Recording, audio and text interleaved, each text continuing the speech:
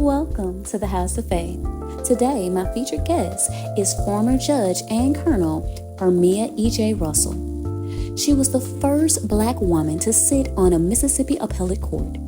She has worked in the federal government, all three branches of the state government, advised officials of fledgling foreign democracies, and served in the United States military. Her legal career includes government service as well as private law practice.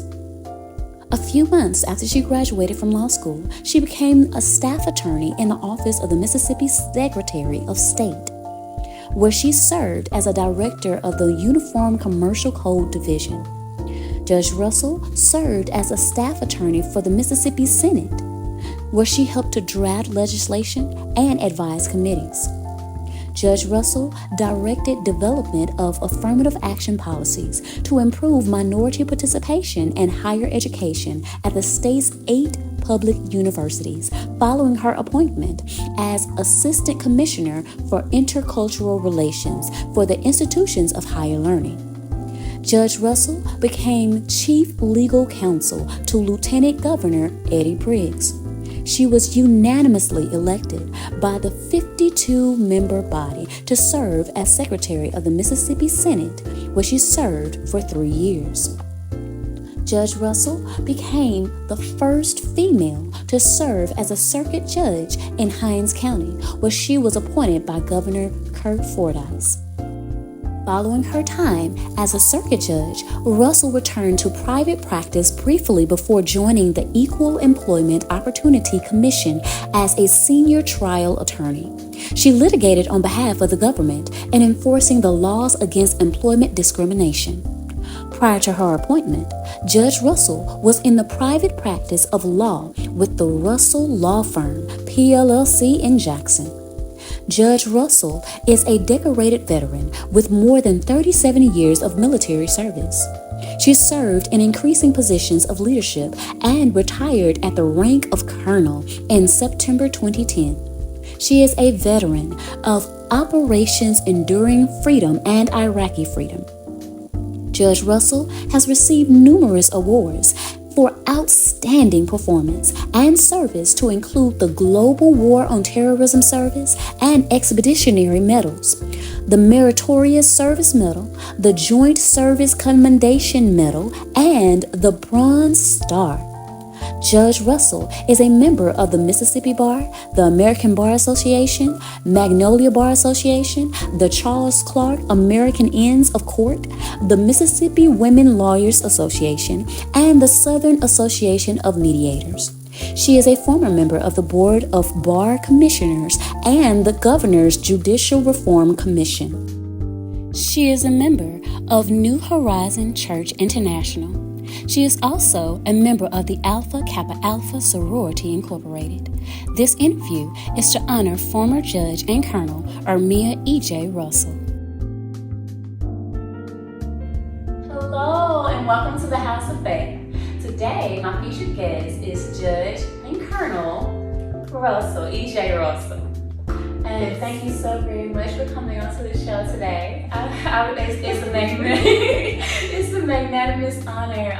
When I say that this amazing, phenomenal woman has accomplished a lot of things in her life that are so admirable, just becoming a judge and serving in the positions that you have, and being so humble with it. I mean, very modest, and I have to say that you are actually one of my heroines. Oh, thank you so very much, and I am honored to be here with you today. Yes, ma'am. Thank you. All right, so one of my first questions is, who are you and where are you from? Right?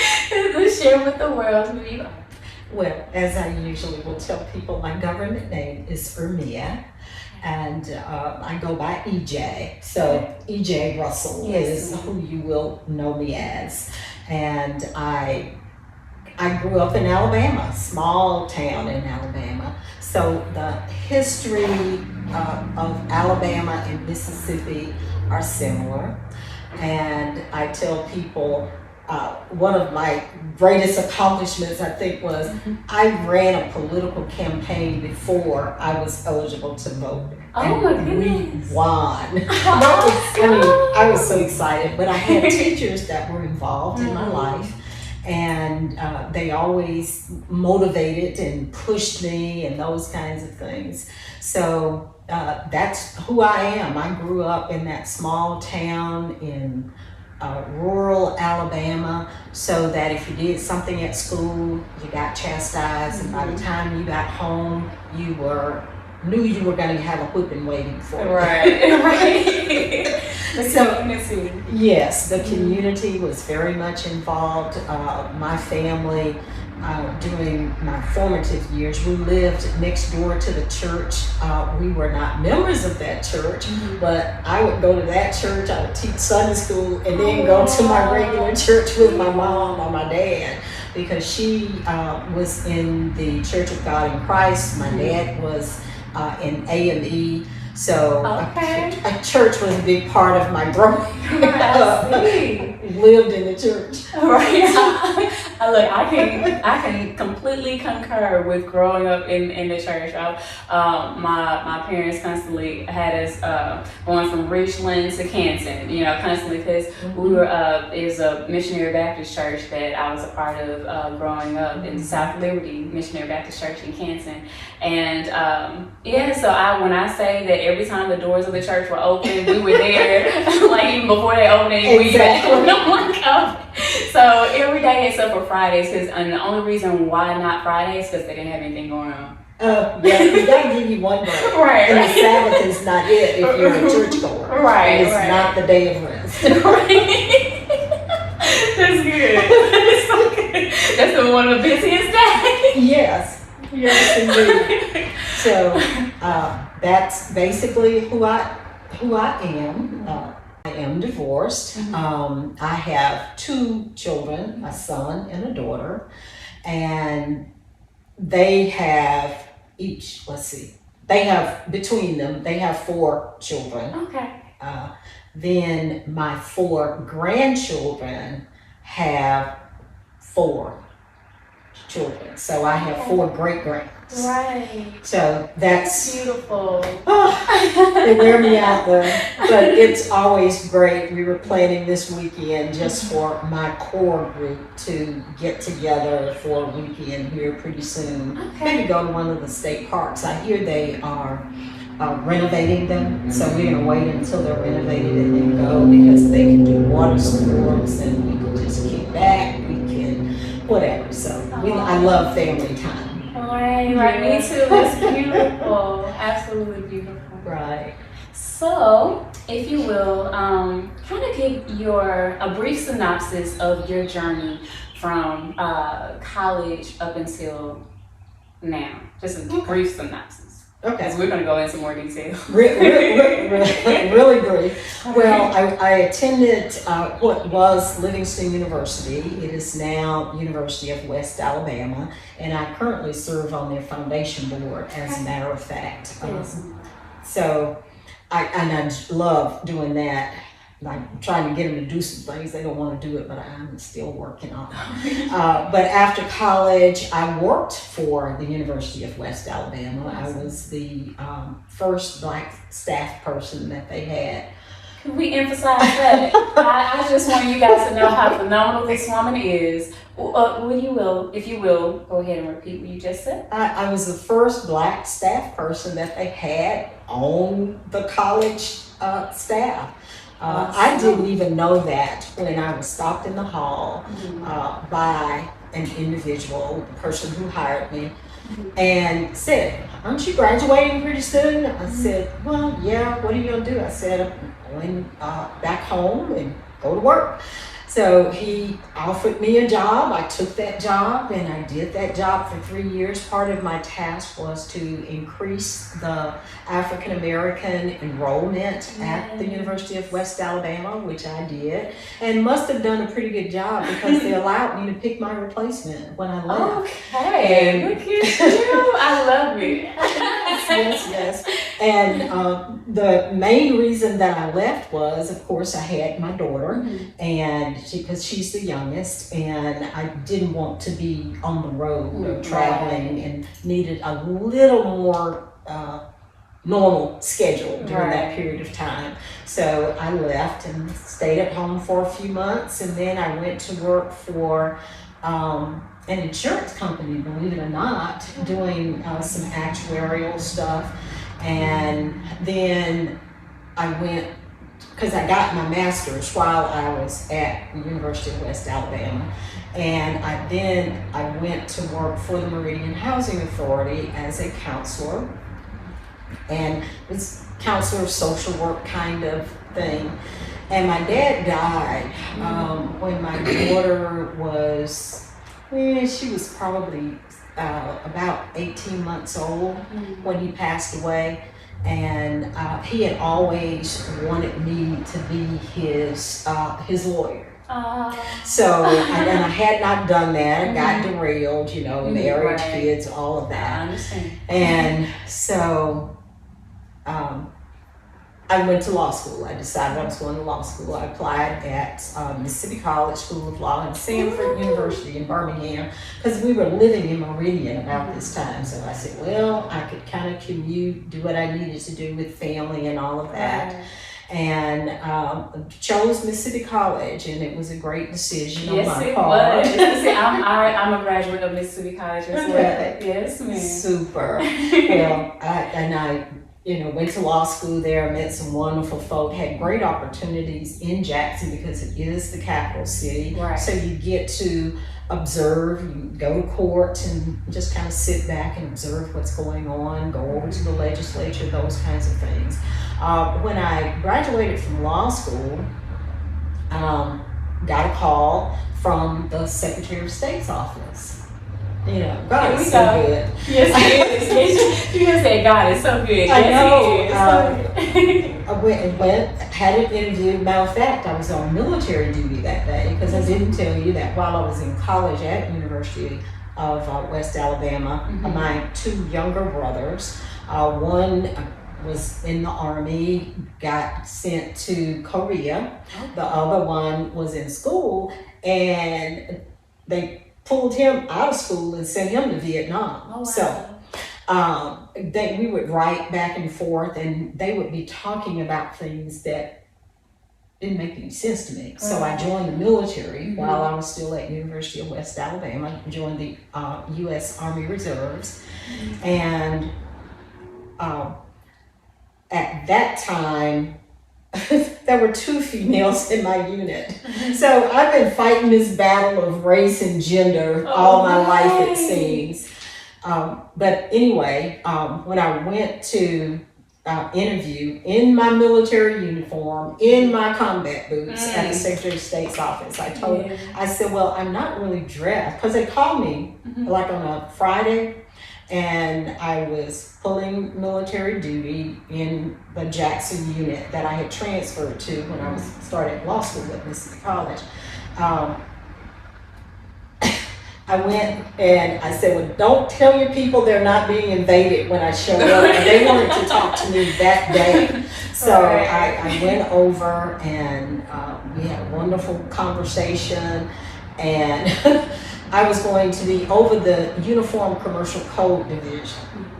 Well, I said, are you sure you're talking to the right person? I said, that's the worst grade I had in law school, was in Uniform Commercial Code, because it is that code, a lot of technical stuff and all of that. And they said, yes, and based on this and that, and we think you'll be great. So went over there and had the opportunity to make the whole division electronic. From all of the paper, you walk in, there's paper. So we got everything set up, and we turned it into an electronic breeze. So you're a transformer. I'm a fixer. That's what they used to call me in the military. I'm a fixer. If there's a problem, they want to send me to fix it. Yes. But in that case, yes, a transformer. As a matter of fact, the Secretary of State, who was Dick Marcus at the time, and my supervisor was Ann Homer Cook, and we still talk every now and then. But it was a good experience because at that time and part of that job introduced me to the city legislature. I became the point person for working with the Farm Bill, and so I got to meet Speaker of the House Tim Ford and later Lieutenant Governor Eddie Briggs, because they were over the agriculture committees in the legislature at that time. So worked very closely with them. They liked my work. They didn't have any African Americans. They had one African American secretary, but no other professional staff at the Senate. So got a call to come talk to Brad Dye, and I got hired there.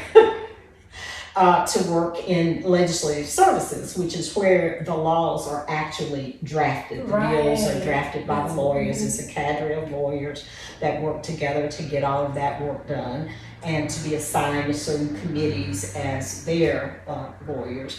Went to work over there. I worked there several years. And then, and the Ann Homer Cook that I mentioned to you, she left the Secretary of State's office, went to work with Institution of Higher Learning, the College Board. She calls and says, I got a job for you. So I spent most, if not all, of my time in state government. I didn't complete an application. I don't even remember having a resume because they were just passing me around, just opening doors. And all of those experiences, really propelled my career. Because when I finished law school, it was my goal to go back to Meridian, because Meridian didn't have a black lawyer in private practice. They had maybe one who worked for a government agency in Meridian, but they didn't have any black lawyers in private practice. And like I said, my whole reason for going to law school was because I'd seen all of this injustice in my small rural Alabama town, and my dad wanted that for me. So I just bypassed that, and I've been in the Metro Jackson area ever since I finished law school way back when. But it's been good. I was, like I said, the first African American on the legislative staff drafting. And then when Ann called me, I went to IHL, set up a whole department on diversity to try to, because we were in the middle of the Ayers case. I don't know if your audience is familiar with the Ayers case, but it was a case filed by Jake Ayers' family saying that Mississippi historically black colleges and universities were not getting their fair share of the budget and the dollars. So that case went on forever and a day. I worked on it while I was at IHL, but part of my task was to figure out ways where all of the universities, the historically black universities, the predominantly white universities, could develop and come up with some programs and plans to diversify their campuses. So did that. Well, Lieutenant Governor, Eddie Briggs, who I had worked with on the Ag Bill, ran for Lieutenant Governor, won Lieutenant Governor. Now he needed me to be his counsel. So I went back over, worked for the Lieutenant Governor. Once again, no resume application needed. Just open doors. just bring me on in. But they had seen my work, and that taught me a lesson too.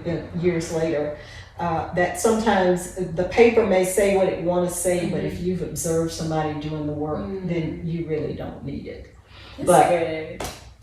Went to work for him, and then a year and a half into his role as Lieutenant Governor, I was then put before the Senate for consideration as the Secretary of the Senate. And most people, I would say probably 95 upwards percent of people have no clue what the Secretary of the Senate does. When you say, well, I was Secretary of the Senate, people say, oh, okay. They think You that just take notes. yeah. And as a matter of fact, there were a couple of House members, that's what they thought my job was too.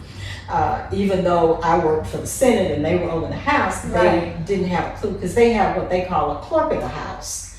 And they're the same positions on the national level as well. There's a clerk of the U.S. House and there's a secretary of the U.S. Senate. Yes. In that role, I kind of manage the day-to-day operations of the Senate. I make recommendations to the Lieutenant Governor for hiring and firing and assist with the referral of bills and serve on a couple of committees, joint committees with the clerk of the House as it related to space assignments and staff for the joint. So it was a lot more than taking notes. I don't know that I ever took any notes, but it was a senior level administrative position there at the Senate. And with Lieutenant Governor Briggs, I also served as parliamentarian when they were on the floor, if there were questions about process and that kind of thing.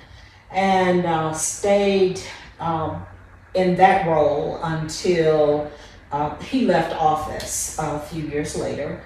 And I went into private practice, stayed in private practice. That we are still talking about what has happened to me since.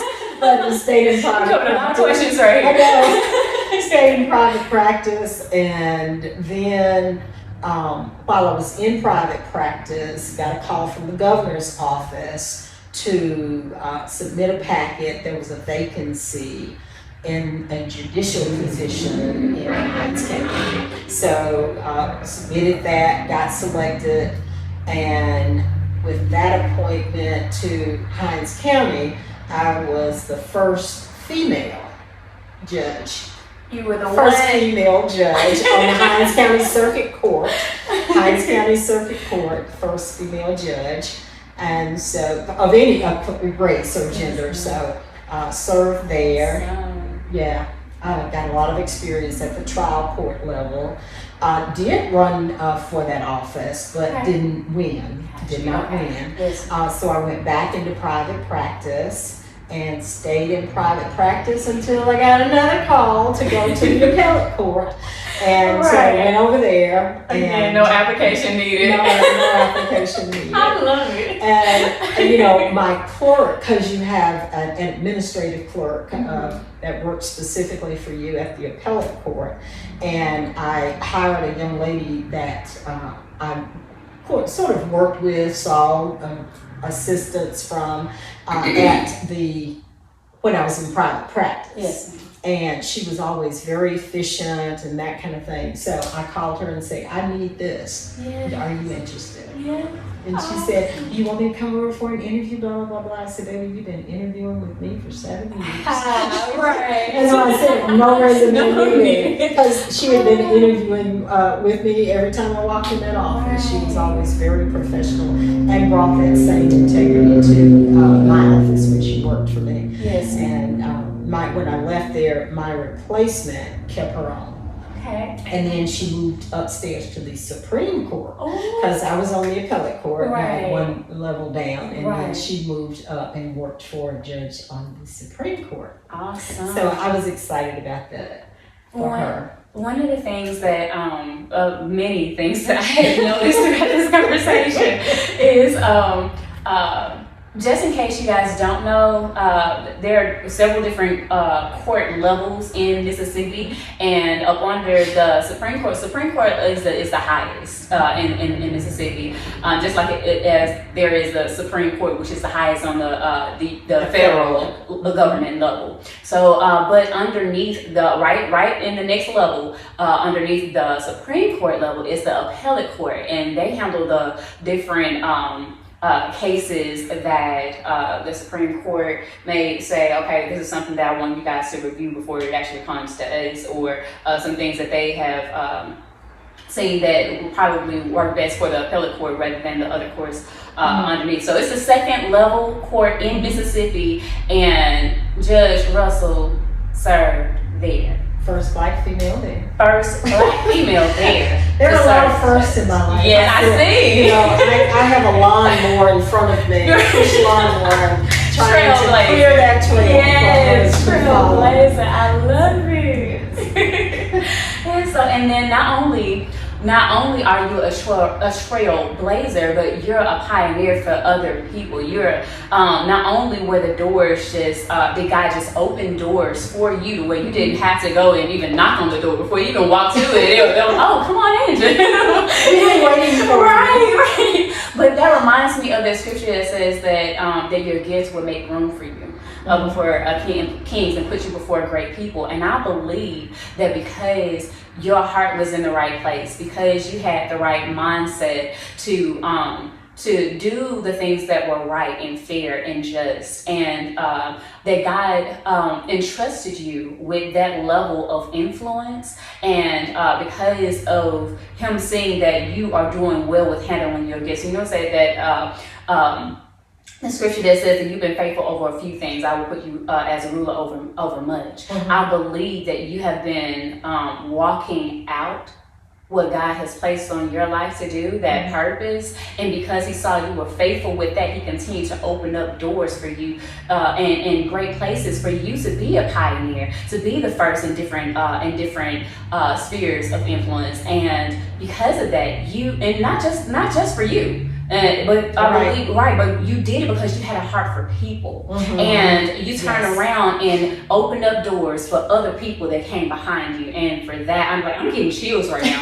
For that, I am in awe. And I thank you so very much. Even if, and I mean, you coming onto the show is magnanimous opportunity, and I thank you so very much for showing me that favor. One of the things that I've noticed, even from the very first moment that I met Judge E.J. Russell, one of the things that I noticed about her is that her heart is so genuine. Like, you know how you can encounter a person and you can feel their sincerity? Like, I mean, and she was so, not just cordial and, but just celebratory, you know, and of different things that I share with her that I endeavor to do, and just that encouragement. And she was modest about her experiences, but used her experience as in with the things that she's accomplished, and said, okay, you know what, because I've accomplished different things in my life, I know you can. Whatever different things that you're going to face, baby, don't worry about it. You got this. You know, what if that's your heart's desire, go after it. You know, like, and so I that's the energy that I received from you. And when you left, right, because she came to McNeil Elementary School, and she offered to read books to my students for Read Across America Day. And she read to my students, and they're still talking about, you know, the book and you as well. You know, so impressed, and so am I. And one of the things that I felt when you walked away, and you know, a lot of people say that people may not remember what you said, they may not remember what you did, but they will remember how you make them feel. Okay. And you made me feel empowered. And so, you are. I hope you just got so much to offer. I am inspired, and it makes me feel better knowing that you exist, because the world is going to be a better place. Thank you. You have no idea how much you just touched my heart with that. Yes. Okay. I think I'm gonna keep that for All right. So next, and I'm a crier, so I'm trying not to shed any happy tears. Here we go. Medals. So you received different medals of honor as well. If you will expound on that with the audience, because it's in the National Army Reserve. U.S. Army Reserve. Yes, ma'am. U.S. Army Reserve, where you served as a colonel as well. So if you will, go ahead and expound on the medals of honor that you received is awesome. Okay, and I'll give you a little background on that because Yes, it's ma'am. only 37 years Right. of military Just service, 37. so just 37. But I think I said earlier that I joined because I needed the language. I needed to understand what my brothers were talking about in their letters. So I said, I'll just go down and join. My daddy wasn't real happy about that, but I was able to convince him along with my mom because he still had to sign my paperwork for me to join. But I went in as a private one. And like I said, there were 2 females in my unit, and the older gentleman, there were several African American men in the unit, and they kind of took us under their wing and said, all right, we're going to give you this advice, okay? Just keep your nose clean, but whenever you get a rank, you need to start looking at what it takes to make the next rank. Do your job well there, That's good. but anytime you have downtime, you need to be reading and understanding. And I took that advice, and I made rank. It was just crazy wild. Within a 10-year period, I went from E1 to Sergeant First Class.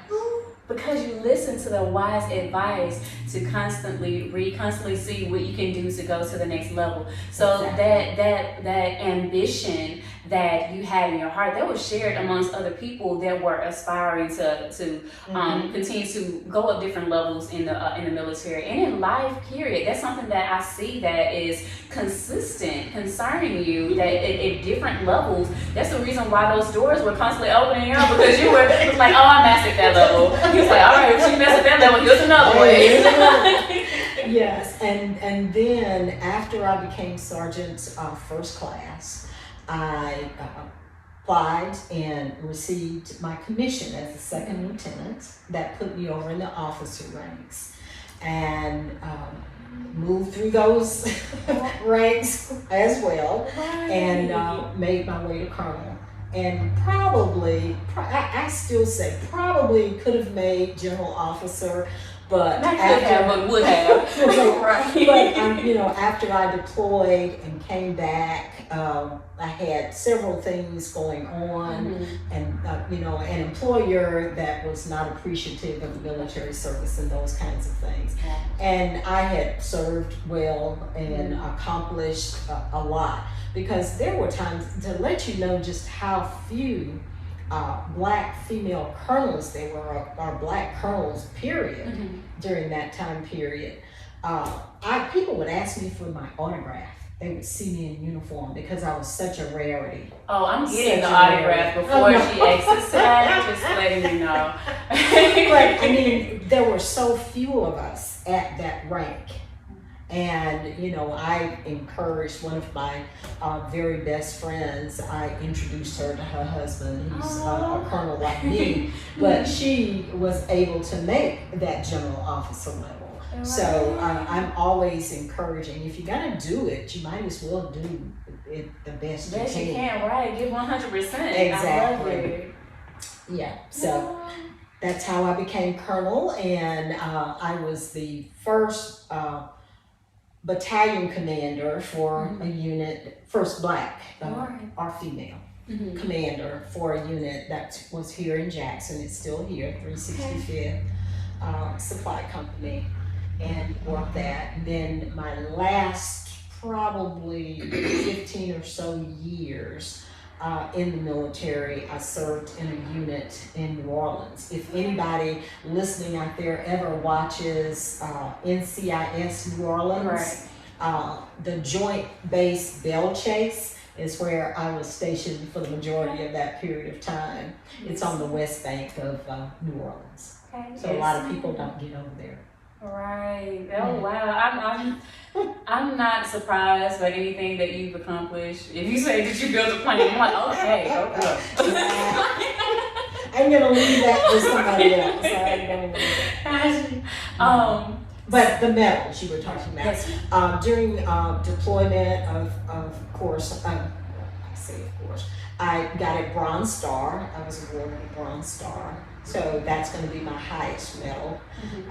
Then I have a Joint Meritorious Service Badge. That means that I was in the Joint Headquarters working with people not just in the Army, but Air Force, Coast Guard, Navy, Marines, the whole 9 yards. Yes. And had the great pleasure of working on the strategic planning team when I was deployed to the Middle East in planning the invasion into Iraq. So, Right. So you said you served on a committee that was the helping to strategic plan. planning team. Right, up for the invasion in Iraq. So if you will, you kind of that leads to another question that I had about you giving advice about fledgling democracies, foreign democracies. Well, and I went on 2 trips to work with that, but not during that part of my world. Okay. It was as Secretary of the Senate. I went to Armenia as well as Kazakhstan, which are former republics of the Soviet Union. Yes. And when they broke away, then they needed to learn how democracies actually work. Right. And I was one of those folks chosen by USAID to go over and work with them. Yes. So I did that. They were fledgling democracies, and it was really a whole process of exporting democratic ideas and thoughts, Right. And working that's with their parliaments. so for those of you that aren't not as well versed in the military genre or lingo, one of the things that I kind of want to emphasize here is that a fledgling foreign democracy is basically fledgling, saying that they're at the beginning stages, okay? Yes. And then, so in foreign, meaning in other countries, democracy is like the state of government that we have, where the people have somewhat of an influence of who it is that that governs them. You know, we're putting forth votes and electing different elected officials. Now, one of the things that that Colonel Russell said that she did was that she gave advice to these other foreign countries of how to set up their democracies. That's not an understatement, you guys. That's a magnanimous accomplishment, you know. And to be a Black woman doing that too, hats off, ma'am. Well, thank you very much.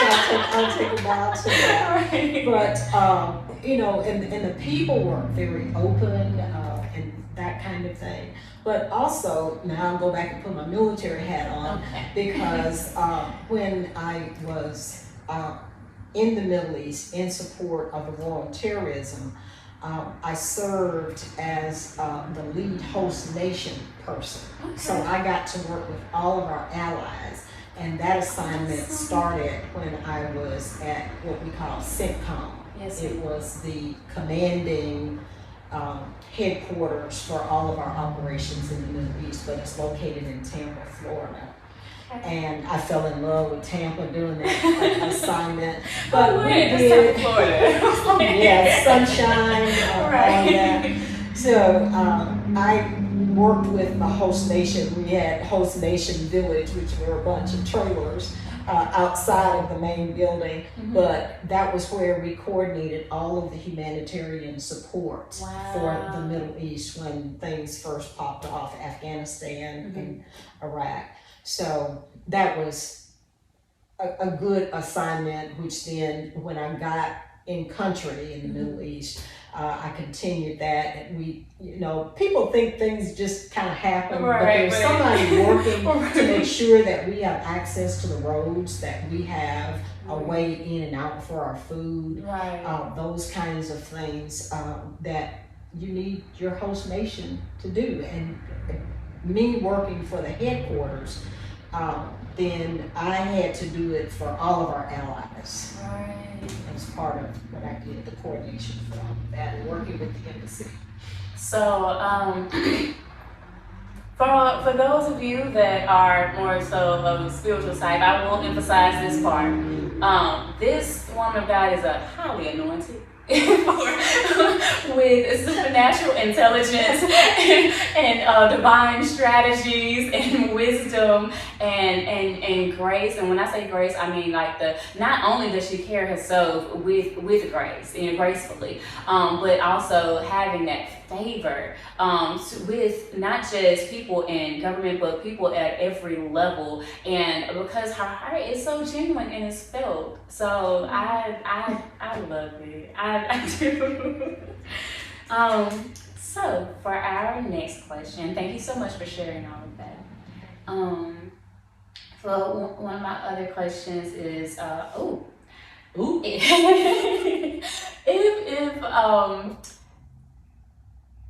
if there was a way, and I know that we had this discussion before before we started the interview, is one of my main questions to Judge E.J. Russell is, why has she not run with all of this amazing experience and credentials behind her name in government and all with three branches of government, dealing with the legislature, legislative branch, the executive branch, the judicial branch. I mean, a wealth of experience and knowledge and wisdom. I wondered, why did you not run? Have you not run to represent Mississippi? Like we need that bright light. Well, and what I've learned over the years in all of those areas, I told you I run and I did not win. And maybe a lot of times it's about campaigning, and I'm probably a very poor campaigner. But with that being said, you don't have to be an elected official. You don't have to run for office to have influence that matters. That's good. And I work every day trying to encourage people to vote, get people registered to vote, and to understand what your vote really means. Right. What that vote means. That we have our young folk, I don't know that they fully understand that we have not always had the right to vote. Right. That people have been lynched, people have been just plain old murdered. Yes. In various ways when they have tried to vote in the past. And it's not that far removed. When we start talking about 50, 60 years ago, that's not too far away. That's not too far in the rear. Right. And with the swipe of an executive order, now there may be some pushback, but the president can do a lot of things. A lot of things. And, with the tone in the country these days, you don't know what might happen. Right. So you need to understand who you are number one, cast your vote. Right. But who you are casting it for. And what that's they good. stand for. Yes.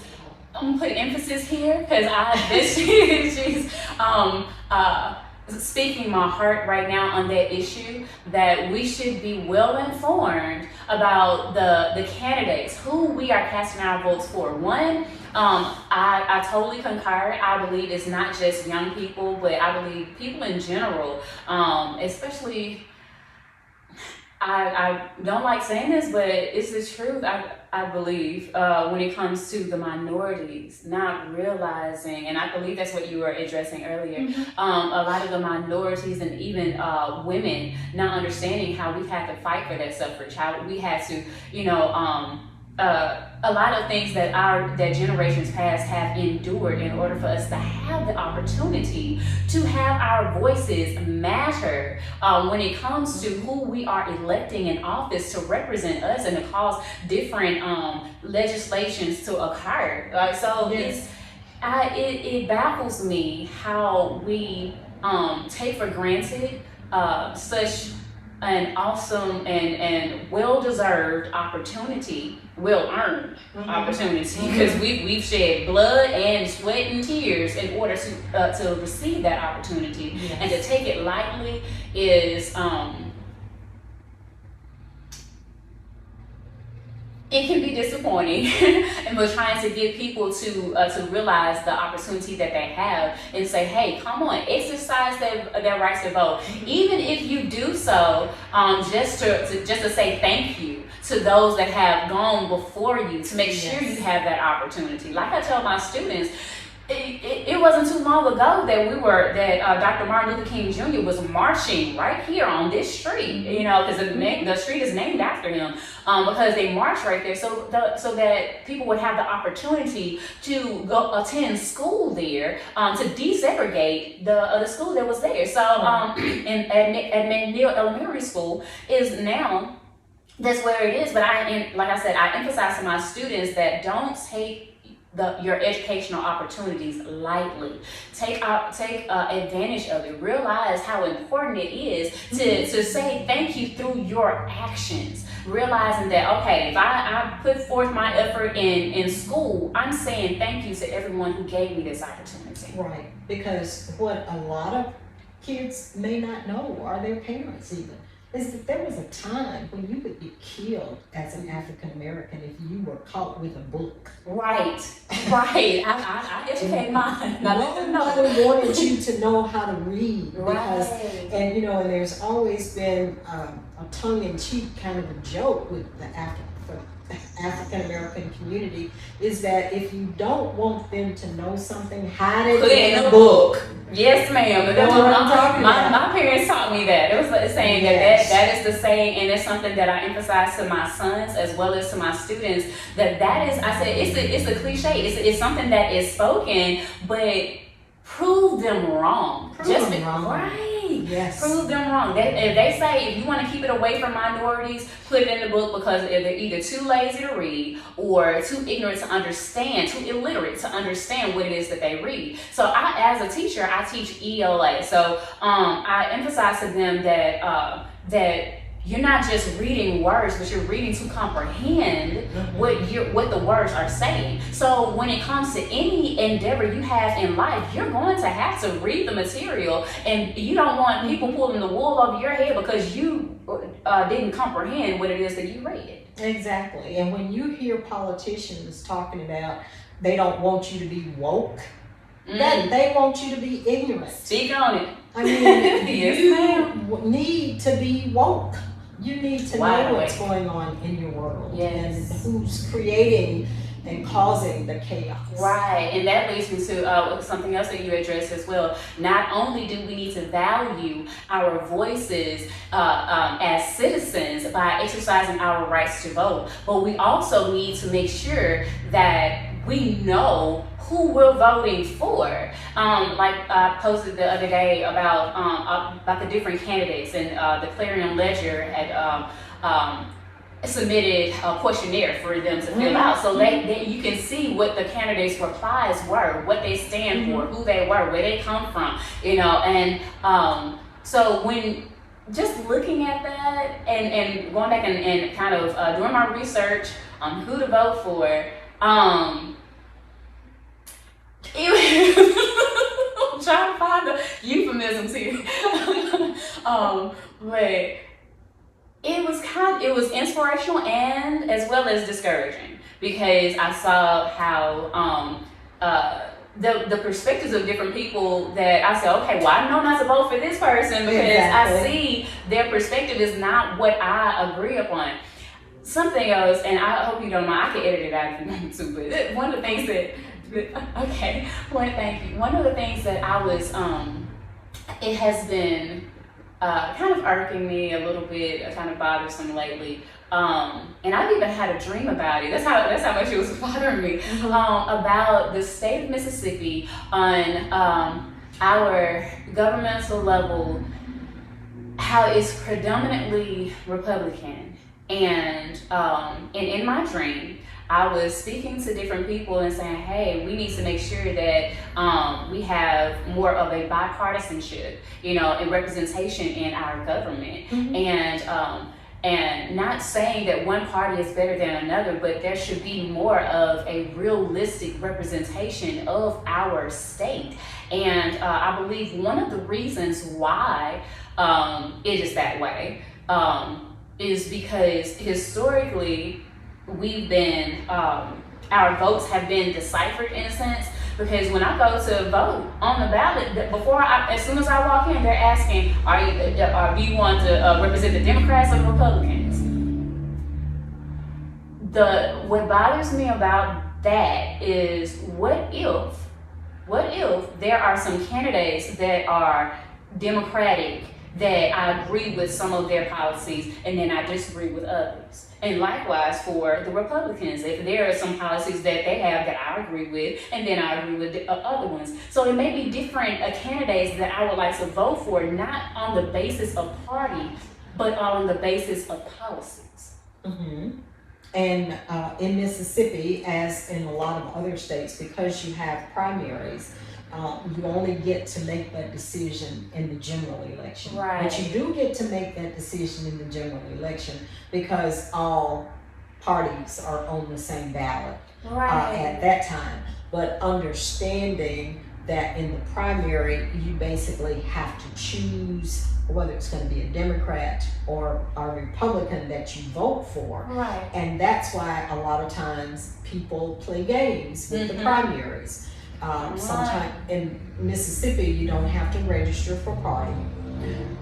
So if you go in and you decide that there is a strong Republican that you would like to see win as governor, but then there is a strong Democrat that you would like to win as lieutenant governor, because they don't run as a pair, then you are going to have to choose which one of those vote is the most important vote, because you can't vote for both of them on that primary ballot. You have to make a choice. But there are so many dangers with an open primary. Okay, enlighten me. I'm teachable. I'm teachable. This is a whole nother show. But an open primary would do just what you're saying. Everybody is in the herd. Republicans, Democrats, Independents, Green Party, Libertarians, whatever you want to call yourself. Everybody is on there. And the legislature would have to, change some laws that would allow that. And then decide, do the top two win, whether, regardless of what party affiliation they are, and that would go to a runoff or something of that nature. Because in Mississippi, we, meaning us, we don't go to the polls like we should. And the chance of winning any seat is greatly diminished, because we are going to always be outvoted by the others, I would say. So that's why open primaries are a real scare in Mississippi. I completely concur. So, in the absence of an open primary, then you're kind of stuck with choosing and then voting for whoever you want to vote for if they make it to the general election. Well, just a little tip. Right. Thank you. Well, kind of like Dr. Martin Luther King Jr., I had a dream. I had a dream. That there was a bipartisanship. Right. One day, there will be a bipartisanship representation in our government in Mississippi. So I think when the focus is less on parties and more so on policies that improve the quality of life for the people, when that becomes our primary focus, then I believe that there will be a lot more advancement and progress in Mississippi. I would agree. And especially when you look at issues, well, back up, start this over. In Mississippi, there are some people in place now that understands that health care and a healthy population is a workforce desire and requirement from people who are going to come to your state and open an Amazon or a Nissan. And they realize that in order to have a healthy workforce, they got to have access to health care. Exactly. So that's what's kind of driving it now, that they realize people need to be healthy, and therefore we need to find a way to give them access to health care. Same thing a couple of years ago with money for education. You need to be able to show someone who is bringing a multi-billion-dollar endeavor to Mississippi that you are growing, not have right now, but you are growing third graders, fourth graders who can read, write, and who are not on the pipeline to prison, but they are on the pipeline to college and education. You teaching and preaching right now. On that academic performance with their children. Yes, ma'am.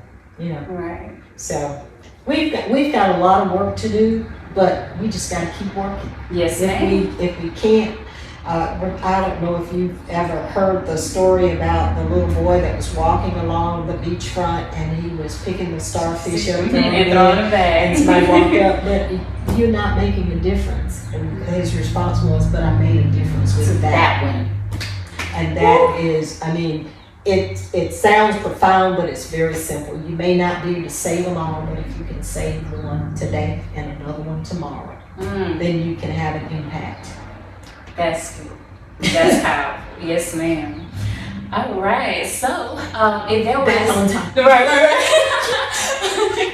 Right. But I believe everything that we addressed should be very informative and helpful to people, because the Word of God says that my people perish for a lack of knowledge. Yes, ma'am. So when us sharing this this wealth of knowledge with our viewers, then I'm sure that it will help to have people to have paradigm shifts, to where they truly begin to realize, oh, I need to value my vote. Oh, I need to make sure I become more well informed of who I'm voting for, or I need to make sure that I go after that degree that I've been hesitating to go after. You know, because they begin to value those things, because they hear how important it is from us. Well, it is critical, and if you don't believe it, just try voting. Just try it. If you don't believe it makes a difference, just try voting. Just vote. Just vote. Because if your vote had no importance, if your vote had no value, answer this question for yourself. Why do the others try so hard to get you not to vote? Oh, that's good. That is so good. If it has no value. Right. I love this. I'm gonna reiterate what Judge Russell just said. If your vote, and I've heard, and I have heard people say that if their vote doesn't matter, and I completely concur. That's gonna be my refuting statement. The next time I hear that is, if your vote does not matter, why are they trying so hard to get you not to vote? Consider that. I love that wisdom. All right, so we talked about pretty much everything except for right. Okay, we're like, what did we miss? Okay, Alpha Kappa Alpha Sorority Incorporated. I know that you joined them. Why, out of all of the magnanimous things that you've done, why did you decide to join that sorority? Well, I selected Alpha, or they selected me, whatever, Alpha Kappa Alpha. I find that most of my circle of people were AKAs, and it just gave me a bigger platform, if you will, to provide service. And that's what I like about it. You know, a lot of people, they see the pink and green, they see the colors, they see the chants, they see the strolls, they see all of that. But that did not entice me to join. Yes, ma'am. I joined because Alpha Kappa Alpha has a strong history of leadership in the country and the communities. Right. And our founder, Ethel Hedgeman Lyle, in 1908, she said that college-educated women at that time had a responsibility to the community Right. and to reach back Yes. and try to pull them along and to give back to help make that happen. Right.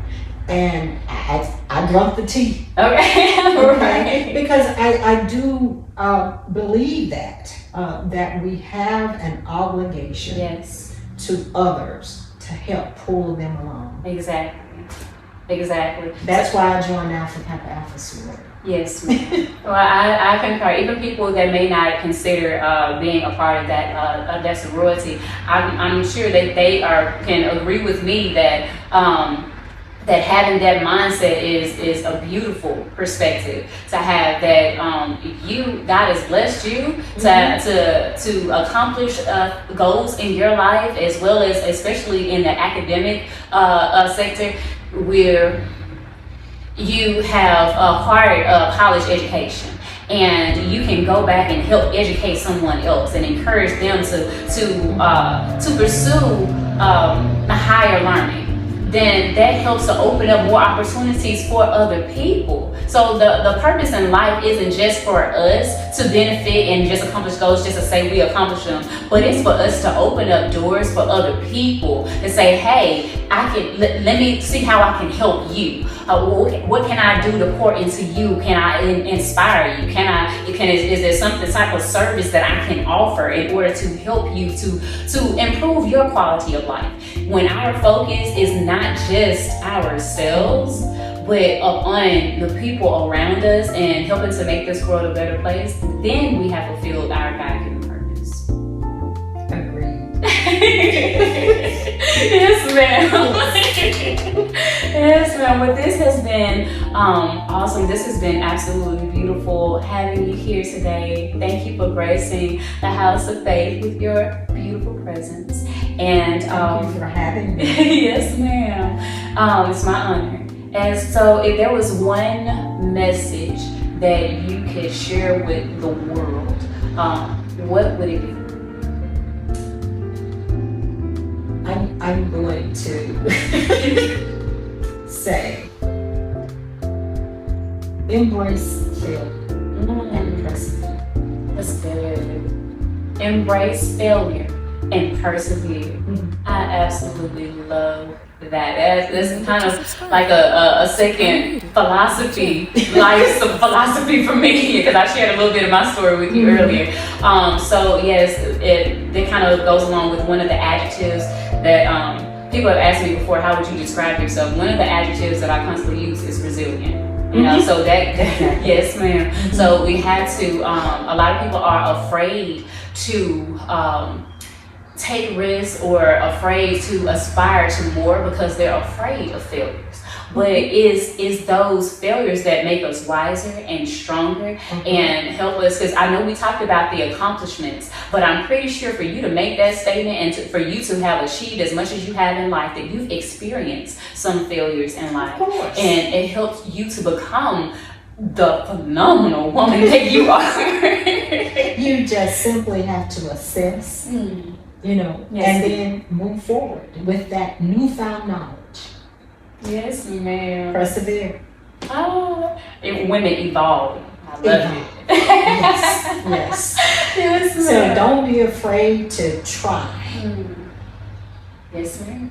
Because, you know, if you try and you fail, I mean, just look at what happened. Try again. Right. If we didn't have a person who tried, we wouldn't have all of these wonderful electric lights. in the world. Right. Okay. Yes, ma'am.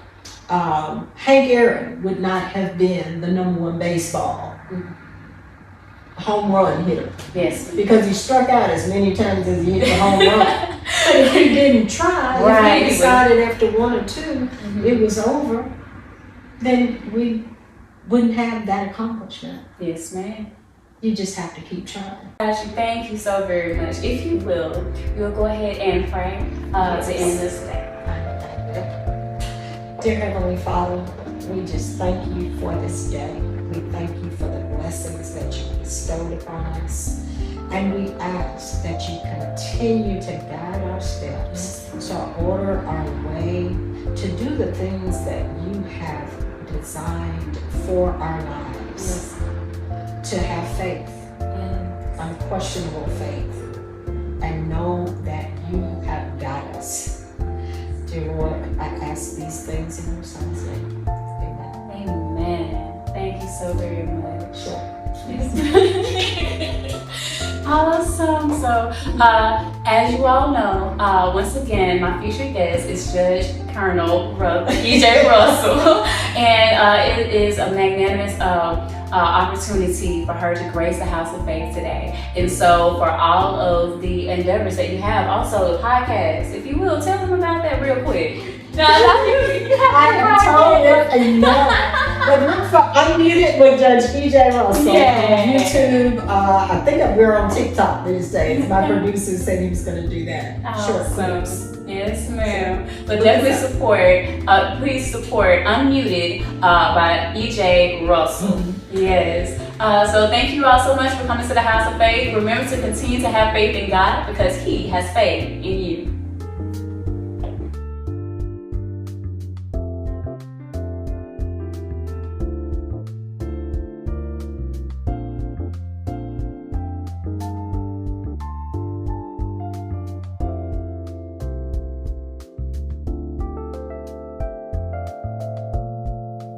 Remember to like, subscribe, and share the House of Faith Talk Show, where I lead biblical teachings and host featured guests from various spheres of influence. Thank you for your support.